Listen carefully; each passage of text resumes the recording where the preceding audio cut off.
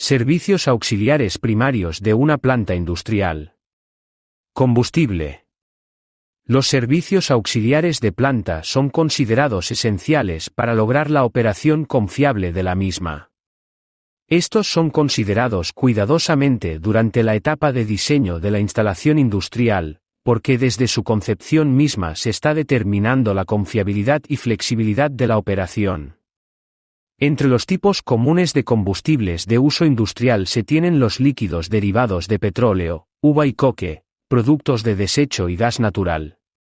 En las plantas de proceso los combustibles se usan para calentadores, para los reactores, para evaporadores calentados a fuego directo, para hornos generadores de vapor, para turbinas de gas y para máquinas de combustión interna.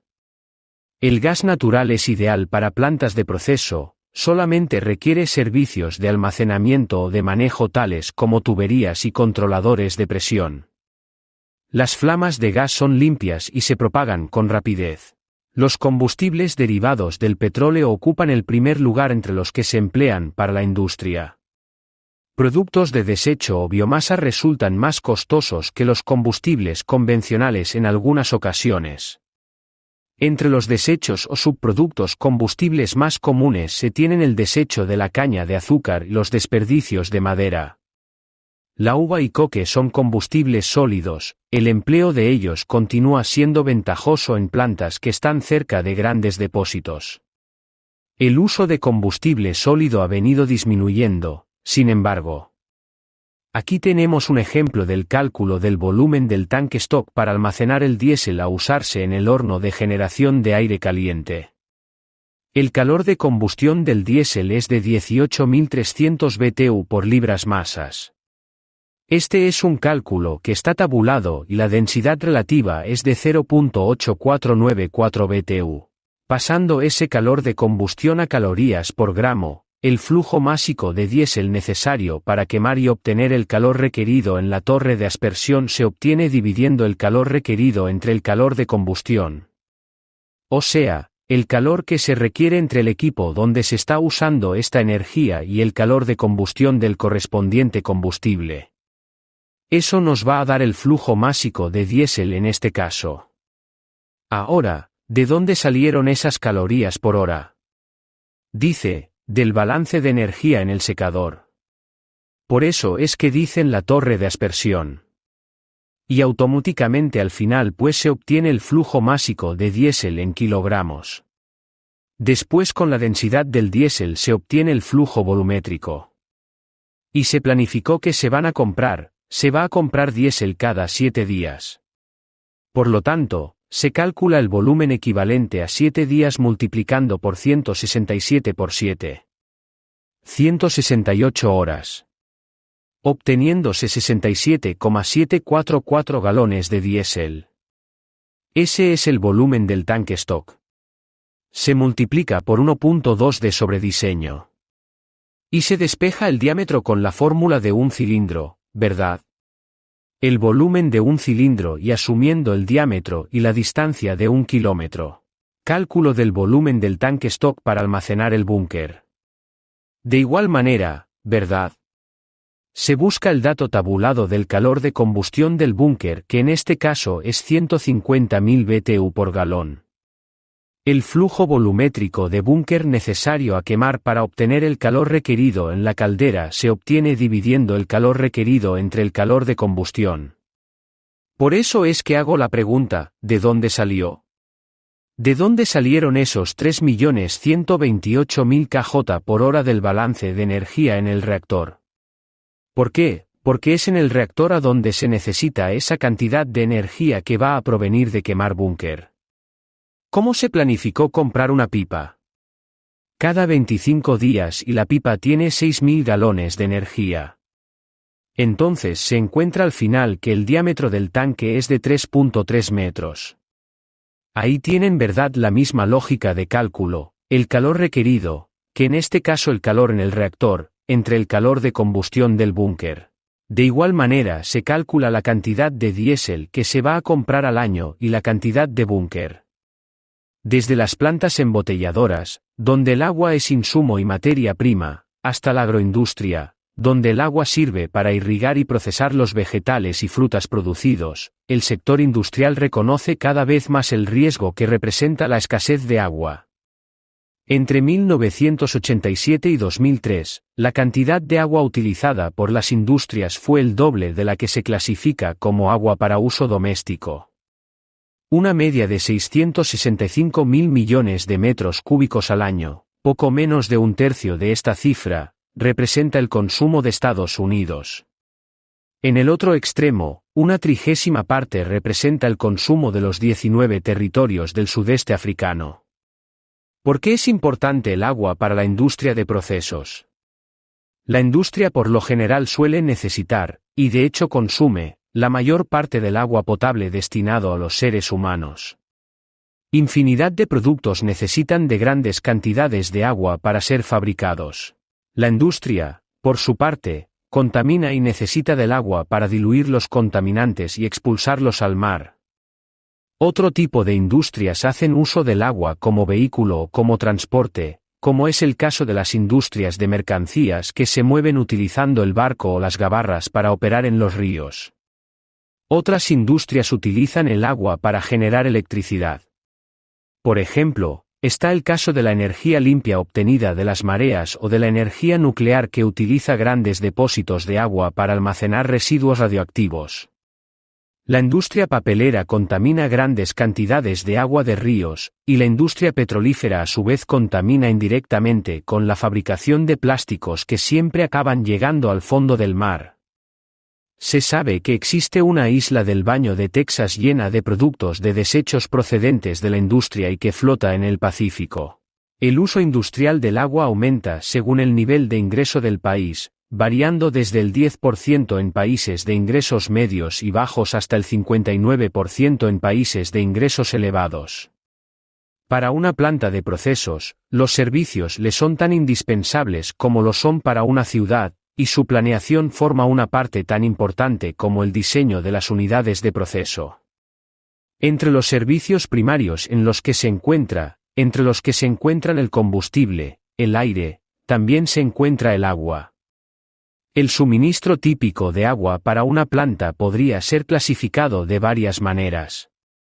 Agua de proceso, alimentación de calderas, enfriamiento, uso sanitario, contraincendio, servicios varios, como materia prima, como forma de transporte, como elemento de transferencia de calor, como contenedor de vertidos industriales. Como materia prima, en un proceso de fabricación, el agua es materia prima que se incorpora a numerosos productos industriales. En la industria química son numerosos los procesos en los que para la obtención del producto se aporta agua, tanto en fase líquida como en fase gaseosa, caso por ejemplo de la obtención del amoníaco.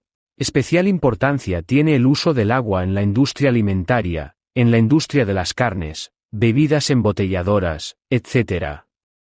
Pues en este caso, el agua no solo constituye la mayor proporción del producto acabado, sino que requiere de una calidad superior a la de otros usos industriales. Algunos procesos usan el agua como uno de los compuestos reaccionantes o como solvente, y para evitar la contaminación de productos o el envenenamiento de catalizadores, con frecuencia se necesita un agua altamente purificada. Para dichos fines, el agua ablandada por el proceso cal-carbonato puede ser desmineralizada posteriormente por intercambio iónico o por evaporación. El condensado no contaminado de vapor es otra excelente fuente de agua pura para uso en el proceso. Como elemento de transferencia de calor, tanto en procesos de calentamiento como de enfriamiento, la forma tradicional de suministrar energía calorífica a diversas zonas de un complejo industrial es la generación de vapor. Si bien en plantas más modernas el vapor está siendo sustituido por el agua caliente, que presenta menores costos de instalación en sus circuitos, la circulación de agua fría es el sistema más común de enfriamiento en la industria. Es este uso sin excesivas exigencias de calidad y normalmente se satisface mediante bombeo desde una corriente o depósito abundante, con devolución a dicha fuente del agua calentada. En industrias costeras, el papel de ese gran depósito lo puede cumplir el mar, con tal de que se resuelvan problemas de corrosión producidas por el agua marina. El agua tratada de manera ordinaria por el proceso cal-carbonato se purifica adicionalmente por intercambio iónico o por calentamiento en caliente con fosfato para producir agua de alimentación de calderas. Un tratamiento posterior necesario para asegurar una operación satisfactoria de las calderas y del sistema de distribución de vapor puede incluir tratamiento ácido o tratamiento por agentes orgánicos tensoactivos para evitar depósitos de carbonato de calcio y de fosfato de calcio en la línea de alimentación de las calderas. Eliminación de sílice para prevenir la formación de incrustaciones de silicato de calcio y de magnesio. La sílice es eliminada por las sales de magnesio que se agregan durante el tratamiento cal-carbonato en caliente. Eliminación de aceite para evitar depósitos carbonosos y formación de espumas. Desaeración para eliminar gases corrosivos. Además del tratamiento inicial como agua de alimentación, el agua de calderas puede ser separada continuamente del sistema para volverse a tratar. El pH se reajusta y el agua se vuelve a tratar en un ablandador por proceso caliente. El agua se retorna entonces a la caldera junto con el condensado y el agua de repuesto. En una planta de proceso, la mayor cantidad de agua es usada por los condensadores enfriados con agua y por los enfriadores. El agua es un servicio escaso y preferiblemente recircularla a través de una torre de enfriamiento y retornarla a los usuarios es conveniente. Aún en sistemas de paso único, es necesario cierto tratamiento del agua de enfriamiento para evitar precipitación por incrustaciones, corrosión y formación de algas. Por supuesto, el grado de tratamiento debe ser mayor para sistemas de recirculación, ya que las impurezas se concentran a medida que ocurren pérdidas por evaporación. En todos los sistemas de agua de enfriamiento, el calcio causa la mayor parte de las incrustaciones, aunque en sistemas de recirculación, las concentraciones de sulfato y silicato de magnesio pueden ser también lo suficientemente elevadas para producir las incrustaciones. El método más barato para prevenir la formación de ellas es la adición de agua de pequeñas cantidades de agentes tensoactivos. Estos aumentan la solubilidad de las sales en el agua, evitando la precipitación, aun cuando las sales están sobresaturadas. Para prevenir la corrosión debida al oxígeno disuelto, se puede utilizar inhibidores de corrosión tales como cromatos o fosfatos tensoactivos. Generalmente estos métodos son adecuados para sistemas de paso único de enfriamiento de agua. De ser potable y estar libre de bacterias patógenas del agua tratada debe clorarse para destruir las bacterias y después se bombea a un sistema independiente. Pruebas bacteriológicas periódicas establecen el cloro residual que debe quedar después de 10 minutos en el agua tratada para asegurar la destrucción de bacterias. Después de esto, por medio de una sencilla prueba se verifica todos los días el cloro residual. Los requerimientos de agua contra incendios son intermitentes y puede suponerse que para tener suficiente capacidad de este tipo de agua, otros servicios podrán ser interrumpidos de ser necesario. Como recipiente de capacidad relativamente grande de agua contra incendio, puede usarse una pileta, pero el almacenamiento más común para agua de emergencia es el tanque elevado. Este tipo de agua se utiliza para diversas operaciones de lavado, tales como limpiezas de una determinada área de proceso. Esta debe estar libre de sedimentos, pero no requiere ningún tratamiento. Se deben colocar avisos que prohíban al personal tomar de esta agua. También como forma de transporte, el transporte hidráulico se emplea en la minería desde la antigüedad y se ha utilizado incluso en la construcción de diques y presas en las que los materiales arcillosos se conducían en suspensión hasta el emplazamiento en que se colocaban por decantación. Actualmente, aparte de los usos que se le dan la minería, tal vez sean las industrias de la celulosa y el papel las que más utilicen el agua como medio de transporte. Como contenedor de vertidos industriales, se puede decir que el agua es el vehículo más común de transporte de desechos sólidos y vertidos. Aquí les presentamos un ejemplo de los balances de agua en un reactor que se encuentra en una planta de detergente. Como en todas las operaciones en las que se van a realizar los balances, los datos están a la disposición en referencia a las corrientes de salida o de descarga de cada una de las operaciones. En este caso, se sabe que, a la salida del reactor, el 50% en peso de esa corriente es agua, lo que quiere decir que el otro 50% en peso corresponde a todos los demás compuestos restantes.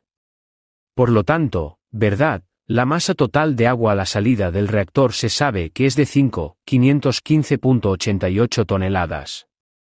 Esto se convierte a moles de agua, ya que la operación a donde vamos a realizar el balance de masa es un reactor. Por lo tanto, la sumatoria de las corrientes de salida va a ser igual a la sumatoria de las corrientes de entrada, pero también tomando en cuenta los términos de la ley de conservación de la masa y la energía que tienen que ver con el consumo de materiales y la generación de materiales producto de un cambio químico. Por lo tanto, dividiendo o multiplicando por el respectivo factor de conversión de 18 gramos mol, que es el peso molecular del agua, H2O, las 5.515 toneladas se convierten a 306.438 kilomoles. Del balance de la reacción dentro del reactor se sabe que el agua producida por la reacción de neutralización va a ser igual al número de moles que se produjo por esta reacción, siendo igual a la materia o a moles de agua que se produjeron, que en este caso son 2.467.80 kilomoles de agua, que equivalen a 44.42 toneladas. Siempre de verdad convirtiendo y reconvirtiendo de adelante para atrás y de atrás para adelante de moles a masa y de masa a moles con el peso molecular que es el factor de reacción correspondiente. Por otro lado, se necesitan agua como solvente para una solución acuosa de hidróxido de sodio al 50%. La masa de agua en que viene disuelta la sal de hidróxido de sodio es igual a la masa de la misma sal, siendo la masa de agua en la solución de hidróxido de sodio 124.69 toneladas. De la misma manera el agua como solvente de la solución acuosa de silicato al 30% en peso, se calcula el peso del agua a partir del peso de la sal, y entonces tenemos que la masa del agua en la solución de silicato de sodio es igual a 1.335.91 toneladas, que equivalen a 74.217 kilomoles de agua. El porcentaje de agua que acompaña al ácido sulfónico es de 1% en peso. Si se sabe entonces que el 99% de este ácido corresponde a 846.85 toneladas de ácido, el peso en toneladas de agua va a ser 8,55 toneladas, que equivalen a 472.22 kilomoles de agua.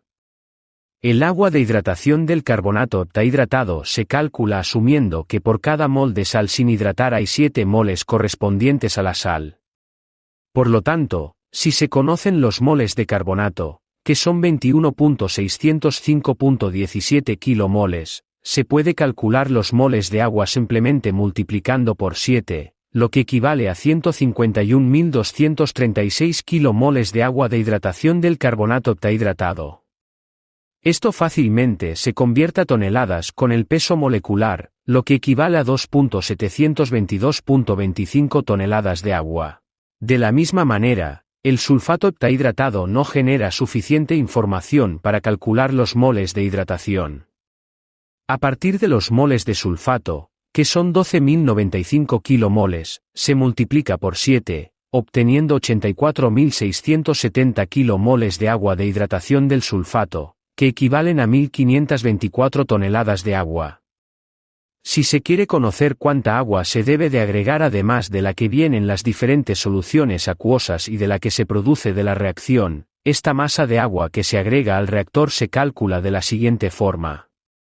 Moles que salen del reactor van a ser igual a los moles que se agregaron, más los moles de agua que se generaron, menos los moles de agua que se hidrataron.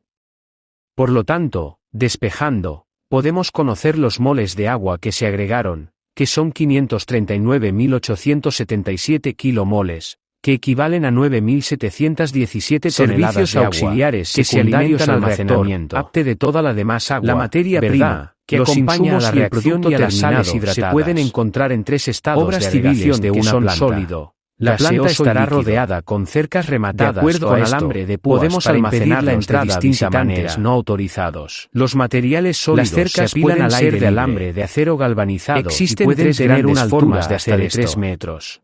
Almacenamiento. Los postes de las cercas deberán ser tramos de tubos de acero galvanizado anclados en almacenamiento en pilas a cada lado. En la puerta principal se puede localizar una caseta de sistemas aéreos. Todo el personal de la planta también pueden ser apilados bajo techos o en silos. Los establecimientos deberán estar en zonas no expuestas como se ve en la foto, contaminado o actividades industriales. Los materiales líquidos una amenaza grave de contaminación para la elaboración del producto terminado. Tanques rectangulares y tanques esféricos. La atmósfera debe estar libre de olores desagradables. Se usan para el almacenamiento de inundaciones separadas al aire libre de ambientes utilizados como la gasolina del gas natural, con comodidades que es probable que desarrolle una presión elevada en el tanque por efectos de la volatilización.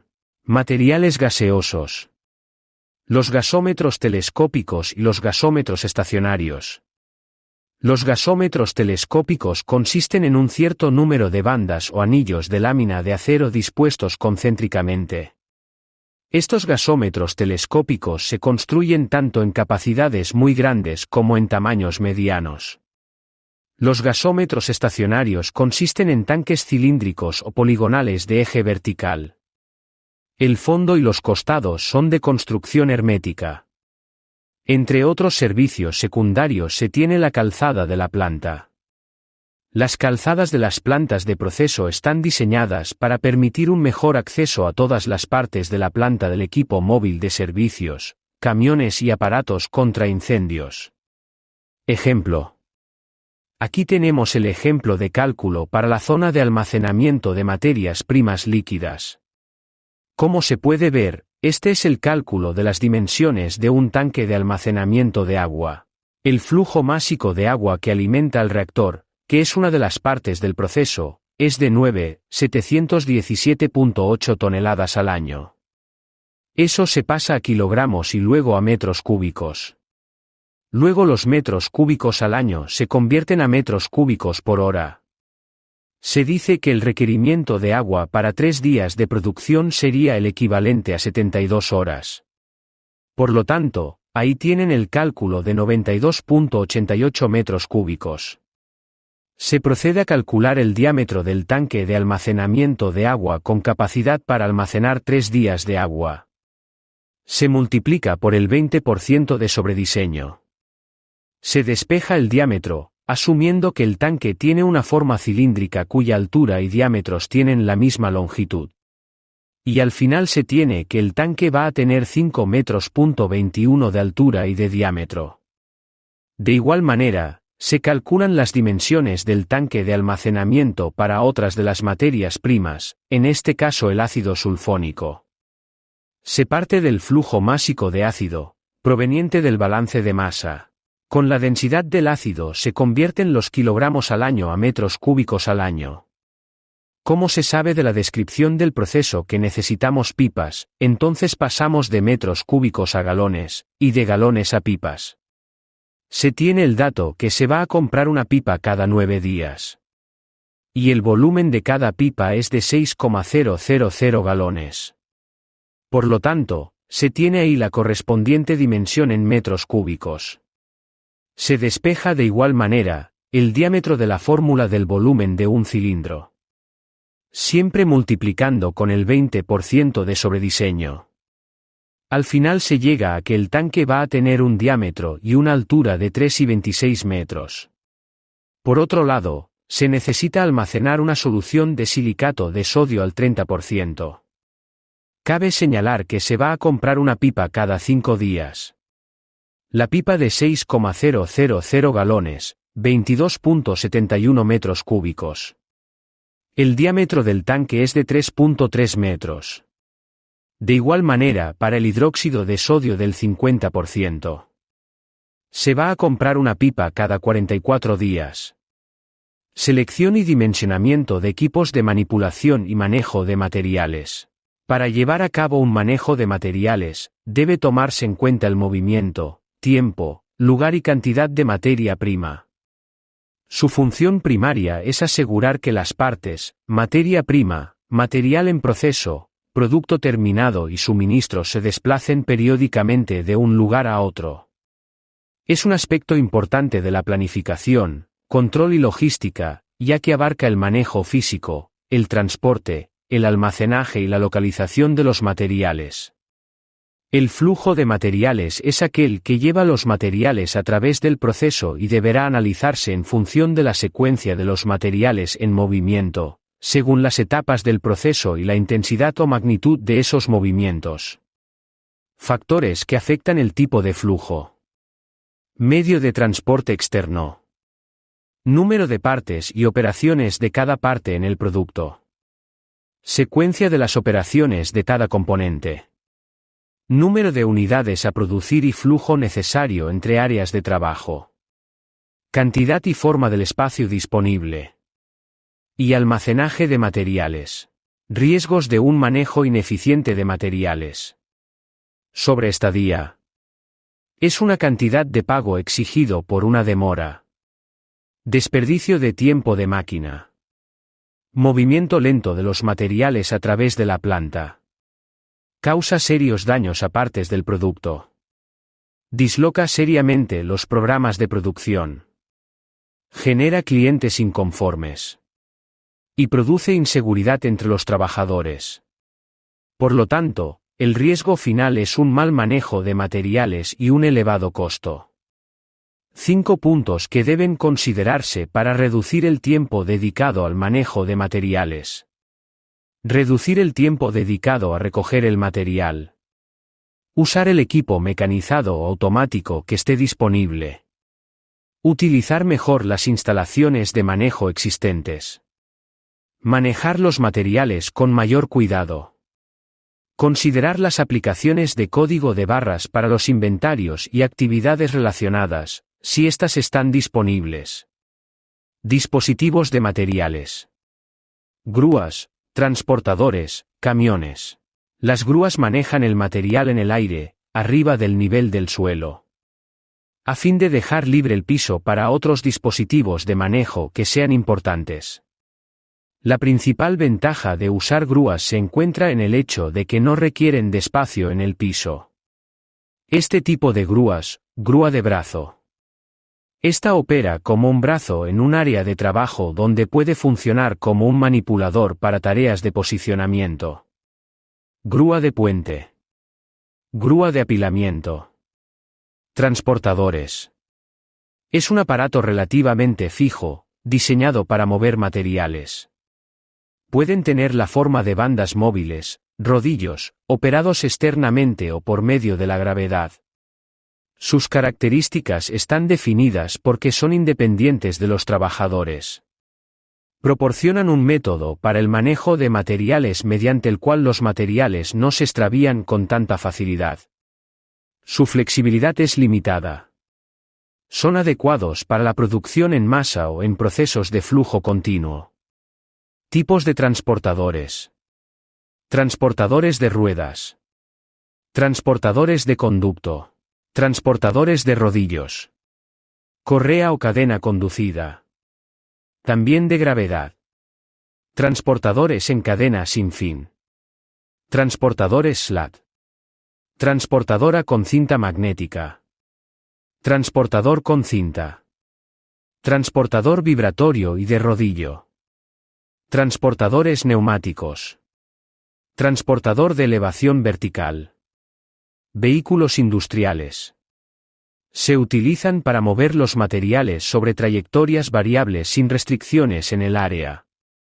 Se utilizan para mover horizontalmente los materiales más variables sin restricciones en rutas de acceso en la zona. Proporcionan el movimiento vertical si el vehículo tiene la capacidad de elevación. Y proporcionan una mayor flexibilidad en el movimiento de las cintas transportadoras y la grúa. Tipos de vehículos industriales. Equipos de colocación. Los principales tipos de equipos de posicionamiento son los manuales, en los cuales el material puede ser colocado de forma manual sin utilizar equipos. Bajo circunstancias ideales, el peso máximo recomendado para el levantamiento manual, que evite lesiones en la espalda, es de 51 libras. Segundo tipo, levantamiento o inclinación, que se utilizan cuando la posición implica el levantamiento. Según los códigos laborales internacionales, Los estudiantes de este curso deben investigar en la Ley 618 o normas técnicas afines. Puede ser utilizado para reducir o limitar elevación del trabajador. Dique nivelador. Utilizado en muelles de carga. Esto se ve típicamente en las áreas de recepción de materia prima y de entrega de producto terminado. Mesa de transferencia. Se utiliza en sistemas de transporte para permitir la transferencia manual desde máquinas y cintas transportadoras y entre diferentes secciones de los transportadores. El peso de la carga máxima es de 600 libras. Mesa de índice rotatorio. Alimentador. Se utiliza para la alimentación y la orientación de pequeñas piezas idénticas en particular en las operaciones de montaje automático. Mecanismo de película de aire. Robot industrial. Robots industriales utilizan la información sensorial para las acciones de control complejas. Los robots industriales también se utilizan para la fabricación de partes, inspección y tareas de montaje. Obras civiles de una planta. Obras civiles. La planta estará rodeada con cercas rematadas con alambre de púas para impedir la entrada a visitantes no autorizados. Las cercas pueden ser de alambre de acero galvanizado y pueden tener una altura de hasta de 3 metros. Los postes de las cercas deberán ser tramos de tubos de acero galvanizado anclados en concreto. En la puerta principal se puede localizar una caseta de vigilancia y todo el personal de la planta y los visitantes deberán pasar por esta. Los establecimientos deberán estar en zonas no expuestas a un medio ambiente contaminado o actividades industriales que constituyan una amenaza grave de contaminación para la elaboración del producto terminado. Además, la atmósfera debe estar libre de olores desagradables y no expuesta a peligros de inundaciones. Separadas de cualquier ambiente utilizado como vivienda y debe de contar con comodidades para el retiro de manera eficaz de los desechos tanto sólidos como líquidos. Calada. Las calzadas de la planta deberán diseñarse para permitir un fácil acceso a todas las partes de ella a través de camiones y aparatos contra incendios. Para las avenidas principales de la planta se usará concreto reforzado puesto que el trabajo de mantenimiento sobre este material es despreciable. Las calles secundarias serán de grava. Las avenidas principales de 2 carriles no deben tener menos de 6 metros de ancho. Las calles cortas que sirvan de entrada a las áreas de proceso pueden ser más angostas. Las vías de acceso y patios de maniobra deben encontrarse pavimentados, adoquinados, asfaltados o similares a fin de evitar la contaminación del producto. Además, su funcionamiento no debe ocasionar molestias a la comunidad. Todo esto sin perjuicio de lo establecido en la normativa vigente en cuanto a planes de ordenamiento urbano y legislación ambiental. Edificaciones. Los edificios y estructuras de la planta serán de un tamaño, construcción y diseño que faciliten su mantenimiento y las operaciones sanitarias para cumplir con el propósito de la elaboración y manejo para la protección del producto terminado y contra contaminación cruzada. Las industrias deben estar diseñadas de manera tal que estén protegidas del ambiente exterior mediante paredes. Los edificios e instalaciones deberán ser de tal manera que impidan que entren animales, insectos, roedores o plagas u otros contaminantes del medio como humo, polvo, vapor u otros. Los ambientes de la planta deben incluir un área específica para vestidores con muebles adecuados para guardar implementos de uso personal y un área específica para ingerir alimentos. Las instalaciones deben permitir una limpieza fácil y adecuada, así como la debida inspección. La planta debe contar con los planos o croquis físicos que permitan ubicar las áreas relacionadas con los flujos de proceso productivo. Los espacios de trabajo entre el equipo y las paredes deben ser de por lo menos 50 centímetros y sin obstáculos de manera que permita a los empleados realizar sus deberes de limpieza en forma adecuada. Los materiales de construcción de la planta e instalación deben ser de naturaleza tal que no transmitan ninguna sustancia no deseada. Las edificaciones deben ser de construcción sólida y mantenerse en buen estado. En el área de producción no se puede permitir la madera como uno de los materiales de construcción. Pisos. Los pisos deberán ser de materiales impermeables, lavables, antideslizantes que no tengan efectos tóxicos para el uso al que fueron destinados. Además, deberán estar construidos de manera que faciliten su limpieza y desinfección. Los pisos no deben tener grietas ni irregularidades en su superficie u uniones. Las uniones entre los pisos y las paredes deberán ser redondeadas para facilitar su limpieza y evitar la acumulación de materiales que favorezcan la contaminación del producto. Los pisos deben tener desagües y una pendiente adecuada que permita la evacuación rápida del agua y evite la formación de charcos. Los pisos deben de construirse con materiales resistentes al deterioro por contacto con sustancias químicas y maquinaria. Los pisos de las bodegas deben ser de material que soporte el peso de los materiales almacenados. Paredes.